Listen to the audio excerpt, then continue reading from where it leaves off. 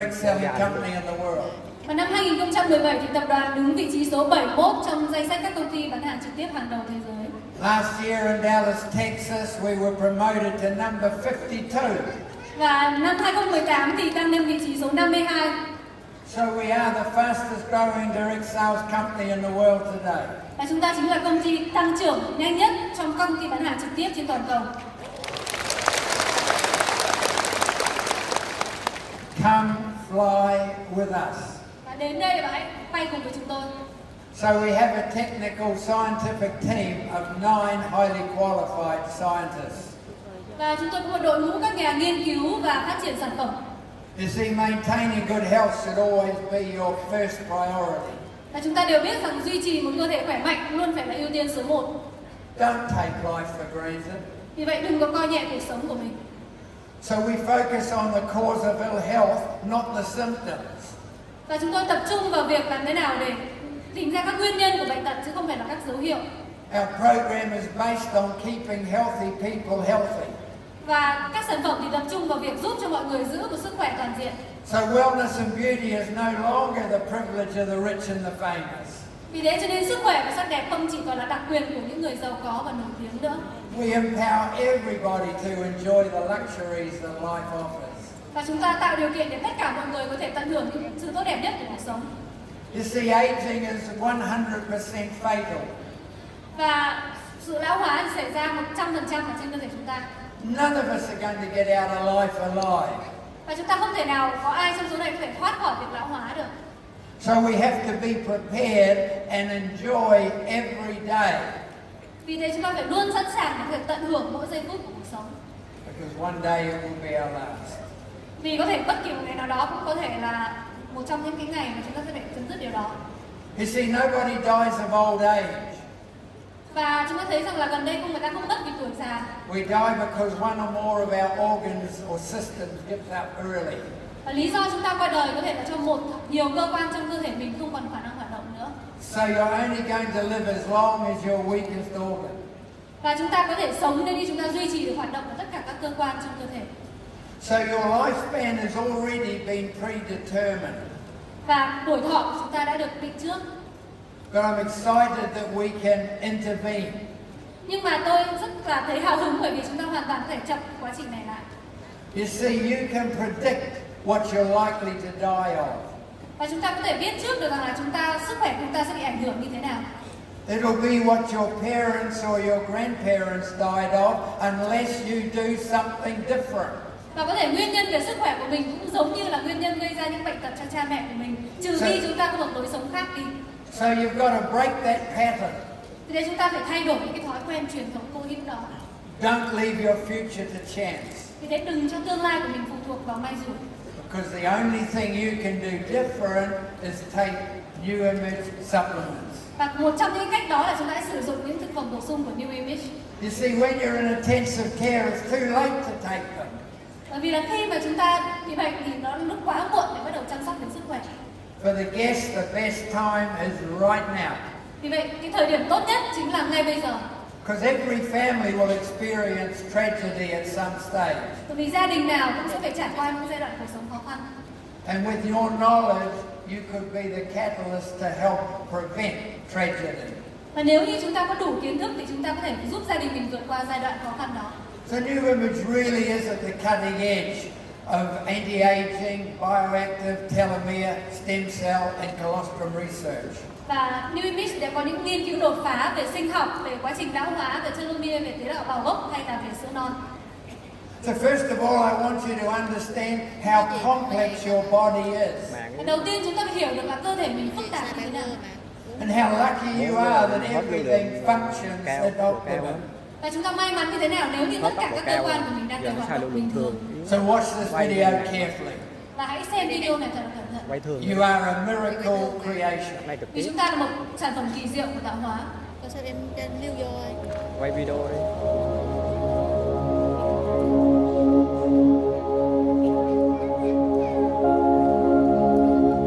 Video đó rồi làm gì em?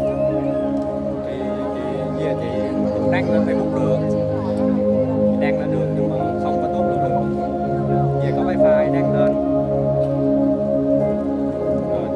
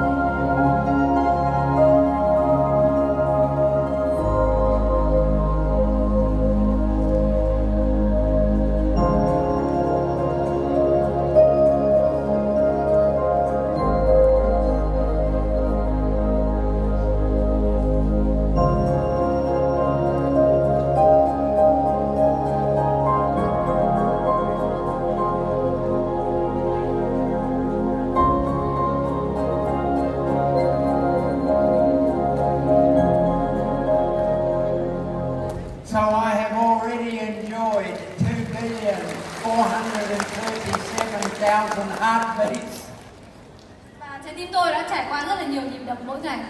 We take so much for granted. Và chúng ta đã lãng phí quá nhiều thứ. So the DNA is the blueprint of life. Và DNA chính là một bản đồ mã hóa của cuộc sống. And your genes are the switches to make things happen. Và gen của chúng ta chính là công thức để cho mọi thứ có thể hoạt động được. If the DNA stress fractures, cellular communication becomes dysfunctional. Và khi DNA của chúng ta bị tổn thương thì những chức năng truyền tín hiệu tế bào sẽ mất kiểm soát. And degenerative disease results. Và điều này gây ra một số bệnh cho cơ thể. It's as simple as that. Và đây chính là rất là đơn giản. And if we can influence the immune system, we can correct all of the deterioration of our body functions. Và nếu như chúng ta có thể tác động vào hệ miễn dịch thì mình có thể giảm được cái quá trình suy thoái của cơ thể. So the DNA sends a code which is instructions, signals and messages. Và DNA sẽ truyền đến mật mã để có thể truyền tải những cái thông tin, dữ liệu, sự trao đổi và những ý nghĩa cho cơ thể. Becomes a software program of your body. Và đấy chính là giống như một phần mềm của cơ thể mình vậy. And the only substance that they're aware of on planet Earth to restore the immune system code is colostrum. Và sữa non chính là thành phần vật chất duy nhất trên trái đất mà có thể hỗ trợ cho hệ miễn dịch phục hồi. It's a life force. Và đấy chính là một sự tác động của cuộc sống. You've only got to have one letter out of sequence and you have degenerative disease. Và nếu như trong chuỗi gen của mình có một ký tự mà hoạt động không đúng quy luật thì chúng ta sẽ mắc phải các vấn đề về suy thoái miễn dịch. So colostrum has been shown how to prevent and repair damage to the DNA code. Và sữa non được chứng minh là có thể hỗ trợ việc phòng ngừa và điều chỉnh những mã DNA bị lỗi. I've done a special video for you here today because colostrum is the key code. Và tôi đã chuẩn bị một video rất là tuyệt vời cho chúng ta bởi vì colostrum, sữa non chính là chìa khóa của vấn đề. Enjoy this video. Và hãy cùng xem video này.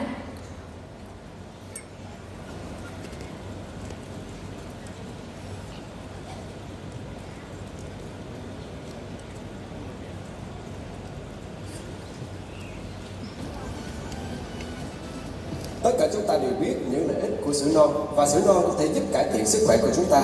Nhưng thật ra sữa non có thể làm điều đó như thế nào? Sữa non là chìa khóa cho sức khỏe, hỗ trợ công việc xây dựng hệ thống miễn dịch của chúng ta để chúng ta có thể chống lại vi khuẩn, virus, làm chậm quá trình lão hóa và giúp chúng ta đốt cháy chất béo.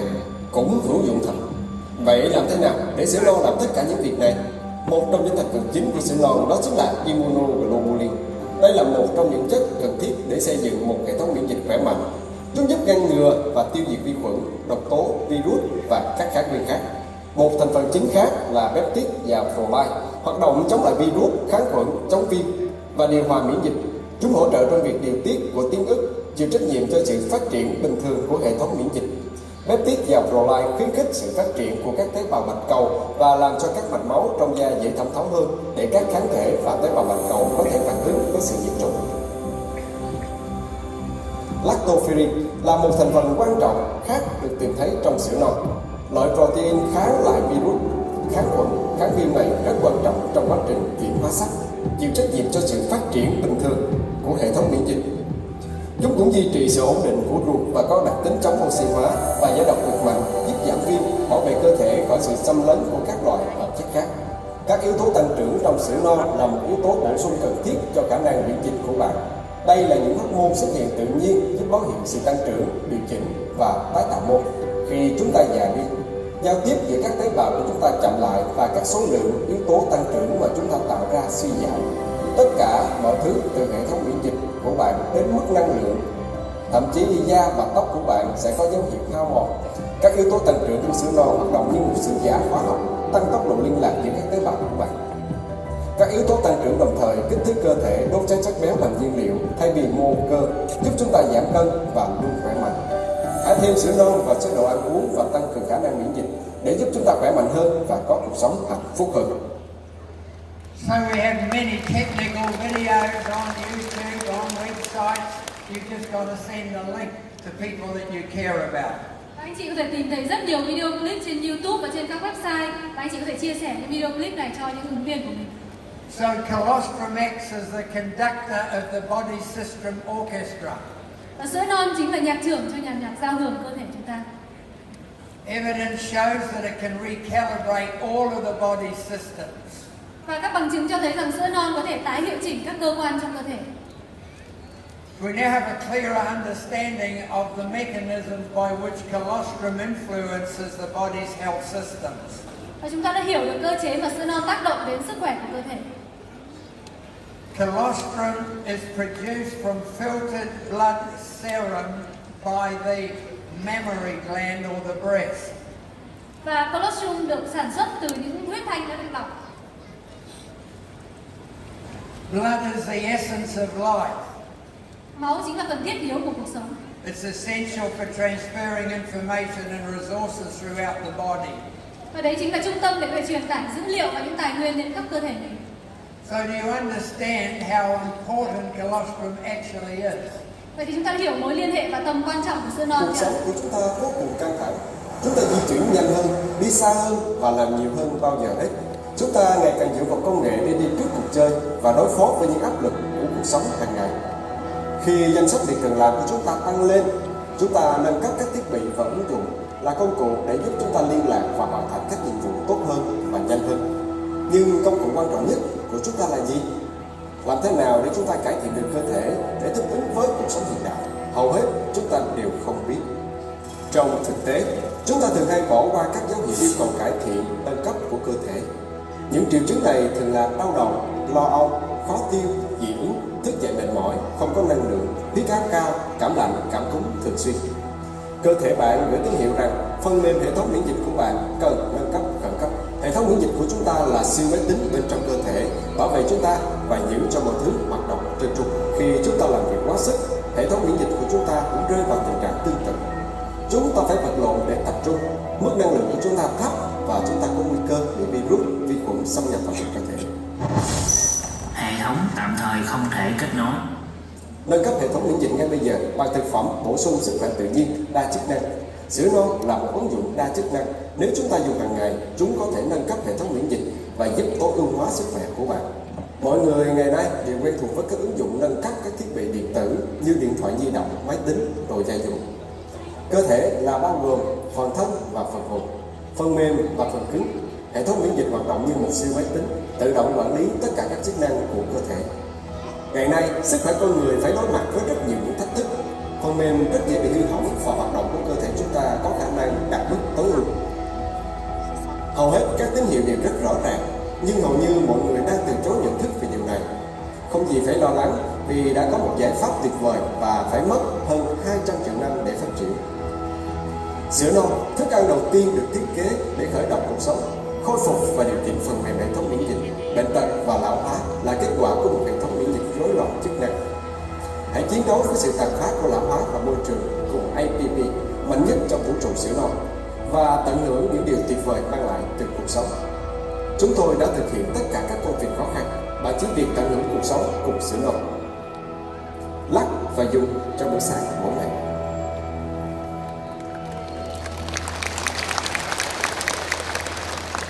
Now you know why I'm so excited about taking the miracle of colostrum to the world.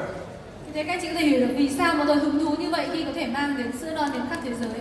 See, your family is too precious to leave good health to chance. Và gia đình chúng ta vô cùng quý giá cho nên đừng để sức khỏe của họ cho may rủi. We say colostrum for everybody, every day. Chúng ta có thể dùng sản phẩm cho gia đình mỗi ngày. So our colostrum comes from happy cows. Và sữa non được đến từ những con bò hạnh phúc. You see, there's no greater investment you can make in your life than in your health. Và không có một sự đầu tư nào tốt hơn là chúng ta có thể đầu tư cho sức khỏe. Priority start today. Và chúng ta phải đặt sự ưu tiên ngay ngày hôm nay. So I urge you to become wellness ambassadors and share your story to create a healthier Vietnam. Và tôi muốn anh chị trở thành đại sứ sức khỏe để có thể chia sẻ câu chuyện của mình và xây dựng một cộng đồng Việt Nam khỏe mạnh hơn. There's too many sick people out there. Vì có rất là nhiều người đang không có sức khỏe tốt. So I want to just focus briefly on the opportunity and financial freedom. Và chúng ta tập trung vào cơ hội và tự do tài chính sẽ đến với mình. You see, the key to wealth creation is leverage. Và chìa khóa để có thể tạo ra sự giàu có đó chính là tận dụng đòn bẩy. It's virtually impossible to get rich on your own. Và hầu như là chúng ta không thể tự giàu có một mình được. So the more people involved in a project, the more income the initiator earns. Vậy thì càng nhiều người có thể giúp đỡ tham gia cùng với chúng ta sẽ có nhiều thu nhập tốt hơn. So building a network is a proven system to prosperity. Và xây dựng mạng lưới chính là một hệ thống kinh doanh mà được minh chứng là tạo ra thành công. You see, the world is changing rapidly. Và chúng ta thấy rằng thế giới đang thay đổi mỗi ngày. You got online, artificial intelligence and social media. Chúng ta có mạng, có trí tuệ nhân tạo, có mạng xã hội. They will all extend your circles of influence. Và nó ngày càng giúp bạn có thể mở rộng tầm ảnh hưởng của mình. They enable you to build an international network. Và chúng ta có thể xây dựng được mạng lưới kinh doanh ở khắp mọi nơi. So retailing is in rapid decline and direct sales is expanding. Và ngành bán hàng trực tiếp thì đang càng ngày càng phát triển. So network is an opportunity to break free from restrictions, be your own boss and discover really what your earning capacity is. Và phá vỡ, ngành mạng chính là một cơ hội để phá vỡ các giới hạn để tự do làm chủ công việc và bản thân của mình. You see, networking is about connecting. So how many people do you connect with on a daily basis? Vậy kinh doanh mạng chính là kết nối, vậy thì mỗi ngày chúng ta đang kết nối được bao nhiêu người? New Image is a business that never sleeps. Và công việc kinh doanh này là một công việc kinh doanh không ngủ.